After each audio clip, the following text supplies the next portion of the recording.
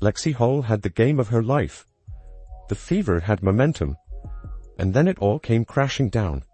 Not only did Indiana give up a massive third-quarter run, they also lost two more key players, Chloe Bibby and Odyssey Sims, adding to an already brutal list that includes Caitlin Clark, Sophie Cunningham, Sydney Colson, and Erin McDonald. That's now 6 rotation players gone, leaving the Fever short-handed in the middle of a playoff race. There was resilience, no doubt, but it was overshadowed by frustration. Post-game, Stephanie White praised Hull as aggressive, while Lexie herself shared honest words about stepping up with the team so depleted. At the same time, questions swirled about the coaching decisions that led another halftime lead to vanish. Lexie Hull's breakout performance became the unexpected heartbeat of this game. On a night when Indiana's roster was stripped down to its core, she delivered the best showing of her young career, dropping 23 points on 9 of 16 shooting, including 4 of 7 from 3, while logging nearly 37 minutes. Against a Minnesota team stacked with depth and experience, Hull looked completely unfazed, stepping into the moment with confidence and purpose. From the opening tip, she played like someone determined to be more than a role player. Her early threes barely touched the rim on their way down, and she grabbed easy looks with sharp backdoor cuts that left Minnesota caught off guard. She had 18 points by halftime, carrying much of Indiana's offense when they were setting the tone. The scoring came when it mattered most, while the game was still in reach, not during garbage time after things were decided. What stood out wasn't just the number of points, but the way she got them. Hull refused to be one-dimensional. She sprinted through open lanes, crashed the glass, and constantly forced defenders to chase. Indiana leaned on her heavier than usual, and she showed she could handle it. This was more than luck or an outlier shooting night. Her energy and assertiveness gave the Fever an emotional lift they desperately needed. 16 of the first half for McBride, Hull catch it, Chup knocks down another. 18 for Hull, that is a noose. Afterward, Hull explained that she was just trying to read the defense and make the right play, knowing the injuries meant she had to carry more than her usual role. Stephanie White noticed too, praising her for being aggressive, and for the first time this season, really hunting shots. That shift in mindset made all the difference. Hull wasn't waiting for the game to come to her. She was actively taking it. She was aggressive. I mean, she was hunting shots. She was aggressive to the rim. She knew we needed another score on the floor, and because of the attention that Kelsey and AB get, she was getting free and she was hunting shots, and that's what we're going to need from her. For a stretch in the first half, the Fever felt alive in a way they haven't in weeks. Hull was drilling jumpers. Kelsey Mitchell was creating offense, and the bench erupted after every make like they were on the verge of something special. Fans watching could sense it. The confidence Hull played with was contagious, sparking belief that maybe this team still had a punch to throw. But that spark wasn't enough to cover the cracks surrounding her. As great as her night was, one player's surge cannot patch the holes left by a roster gutted with injuries. Indiana needed Hull to be a hero, and she gave them that, but the weight of everything else caught up fast. That second-half promise ran into a bigger problem, one that's been the theme of the Fever's season. The only reason Hull's big night stood out so much is because of just how thin the Fever's roster has become. The injuries have come in waves and left this group barely holding a rotation together. Caitlin Clark has been sidelined since July 15th with a right groin injury. Sophie Cunningham went down with a torn MCL that required surgery. Sydney Colson's year ended with a left ACL tear, and Erin McDonald was shut down because of a foot injury. That's 4 players gone before this game even tipped off. Then, in the span of one night, things got worse. Chloe Bibby felt soreness in her left knee during warm-ups and was held out as a precaution, while Odyssey Sims exited in the fourth quarter and never returned, awaiting further evaluation. That sequence left Hull as the only regular wing left standing and forced the Fever to cobble together lineups on the fly.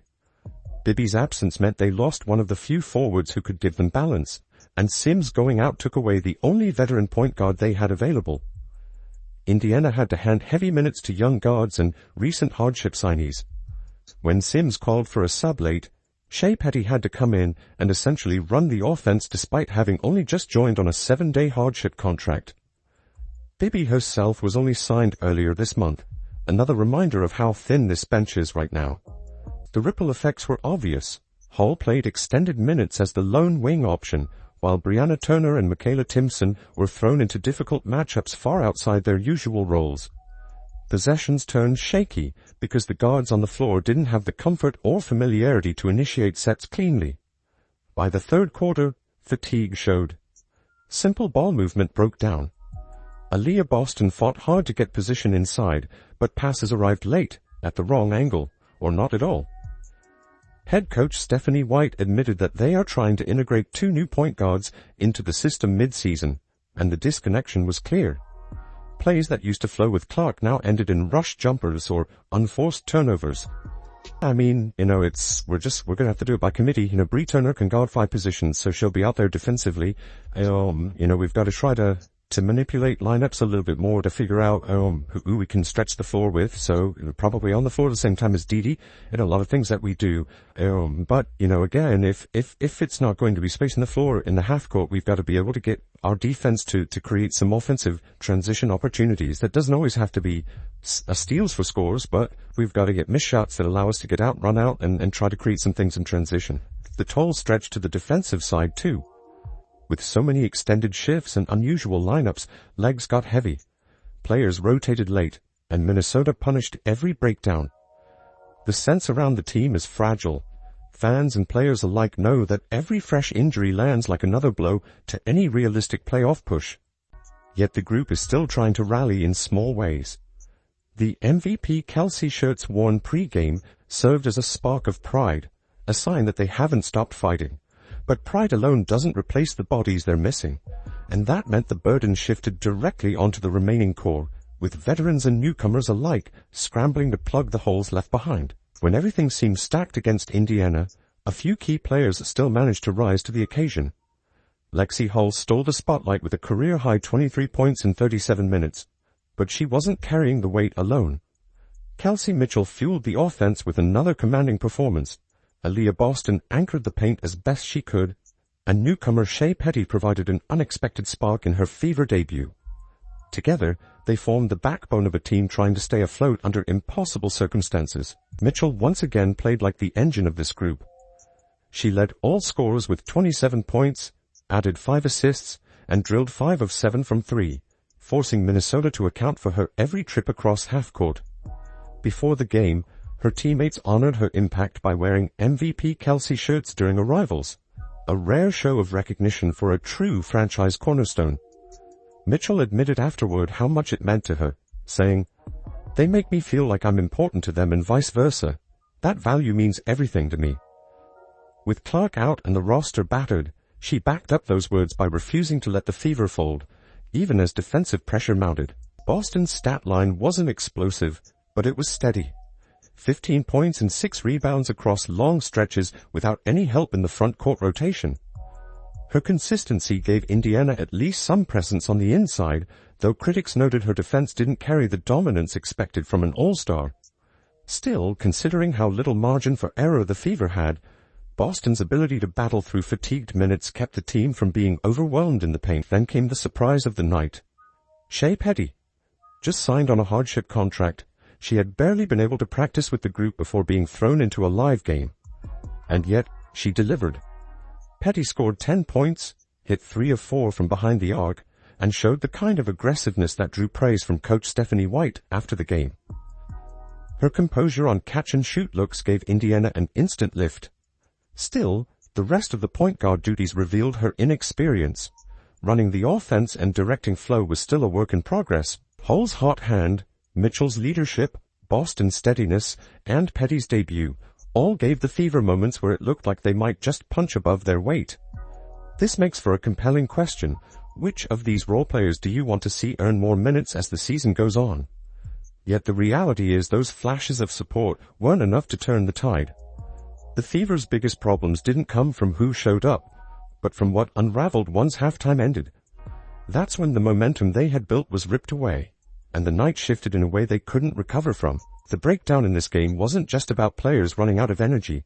It exposed how coaching decisions, or the lack of them, can completely shift an outcome. The Fever had the lead going into halftime, but Minnesota blew the doors open right after. The Lynx outscored Indiana 32-17 in the third quarter, erasing all the progress from the first half and flipping control in a matter of minutes. What Minnesota did was simple but effective. They spread the floor, attacked straight-line drives, and hit the offensive glass with purpose. Indiana, on the other hand, struggled to respond. Their defensive rotations were late, box-outs disappeared, and Aaliyah Boston was left stranded under the rim against multiple bodies. Possession after possession, the Lynx got second chances and rhythm jumpers that broke Indiana apart. The lack of adjustments on Indiana's side sticks out. Coverages stayed the same, pressure was light, and Minnesota took full advantage. That's where the conversation shifts back to the sideline. Fans and analysts pointed quickly at head coach Stephanie White. Once again, Indiana had a strong first half only to collapse after halftime without visible changes in their game plan. This hasn't been a one-off. It's a pattern this season, where early momentum evaporates when opponents adjust, and Indiana doesn't counter. Yeah, I mean, some of it's timeouts, some of it's, substitution matchups, although we don't have a lot of those, and some of it's just attention to detail. I mean, championship teams, their attention to detail throughout the course of 40 minutes is there for the most part, and we're learning how to do that. White herself, though, didn't shy away when asked afterward. She admitted there were moments where we had some breakdowns in personnel D, and cited turnovers as a turning point. She also pointed out that Indiana is working in new point guards who've practiced with the team only a handful of times, meaning the offense and defensive communication aren't as sharp as they need to be. That explanation adds context. It isn't purely about sluggish decision-making in the huddle. There's also a roster survival element, with players learning roles on the fly. Still, for fans, the patience is wearing thin. They see Boston stuck with two defenders at the rim, closeouts consistently a step late, and opponents dictating games in the third quarter while adjustments never seem to come. Injuries make everything harder, yes, but the frustration builds when the same flaws repeat game after game. Our players bust their ass, like they battle every single game, and they just, it's a couple minutes here and there. You got to play a 40-minute game, but this is a special group of women, man, with what they've been going through, and everything that they've had to continue to overcome, and to put ourselves in position. It could have been really easy to fold in that third quarter when they broke it open, to put ourselves in position, to come back to compete to win a ball game. I mean, it's no matter what. It happens, win or lose, in the roots that this group is forming culturally, the roots that they're forming in terms of competitive spirit and what it means to compete at this level. I mean, those are what allow us to withstand these storms, and, the numbers tell a story, but, their hearts and their character tell another one. And the truth is, the clock on the season is ticking. The Fever remain in 6th place. But as Athlon reported, they're only a half game ahead of 7th, and just about 1.5 games clear of 9th. That's the danger zone. Every loss like this chips away at their playoff window, and the margin for error is nearly gone. So now the question falls to you. Is this on the coach, too slow to adjust? Or is it a roster too broken by injuries to be judged fairly? Tell me which side you're on below. Because while this chapter raises more doubts than answers, one player's performance offered at least a different kind of storyline worth holding on to.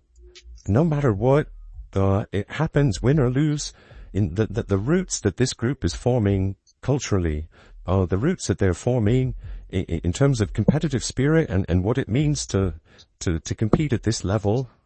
I mean, those are what allow us to withstand these storms, and, the numbers tell a story, but their hearts and their character tell another one. Lexie Hall's career night didn't just fill a box score. It showed what a deeper version of this roster could look like. Fans finally saw her step into the spotlight, and alongside Kelsey Mitchell's 27 points and Aaliyah Boston's steady 15 and 6, there were flashes of a foundation worth believing in. Still, the urgency is real. The Fever face Minnesota again on Sunday, and dropping back-to-back games could erase their narrow playoff cushion. Lexie gave us reason to believe. They still have to prove they can finish.